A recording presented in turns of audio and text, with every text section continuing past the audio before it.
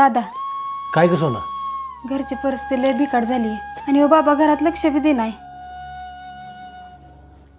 मला थोडं पैसे पाहिजे होतं. अगं सोना, असं कुठंवर चालणार? सारखं पैसे देतोयच की. बरं नाराज होऊ नको.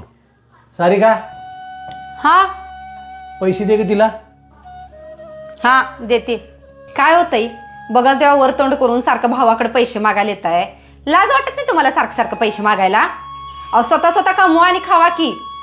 नोकरी करायचं म्हणलं तर घरातनं बाहेर जावं लागते आणि पोरं बारकी येते आणि घरात बसून कोण पैसे देणार आहे मला? बरं बरं, आता काय पैसे देत नाही मी तुम्हाला. उद्या एका ठिकाणी जायचं आहे आपल्याला. आवरून तयार राहा. वहिनी आपण कुठं आलोय? अगं आपण अजमेरा फॅशन सुरत इथं आलोय. का हो वहिनी? अगं इथंच सगळा प्रश्न विचारणार आहेस वय. चला ये. हे धरा, तुम्हाला पैसे पाहिजे होते ना? तुमच्या भावाला फोन लावा आणि सांगा की मला 50,000 रुपये लागणार आहेत. लावा पटकन. हॅलो दादा, वहिनीने 50,000 पाठवायला लावले ती, तेवढं माझ्या नंबरवर पाठव की. अगं मेसेज आला. पाठवले बघ त्यांनी 50,000. लगेच पाठवले की ग. हा बोला ताई, काय दाखवू तुम्हाला? तुमच्याकडं साध्यापासनं चांगल्यातल्या ज्या ज्या साड्या असतील की नाही त्या सगळ्या दाखवा आम्हाला. नवीन व्यवसाय चालू करतोय आम्ही. अहो ताई, तुम्ही एकदम बरोबर ठिकाणी आला आहेत. अहो वहिनी, एवढं सगळं घेतलंय पण न्यायचं कसं?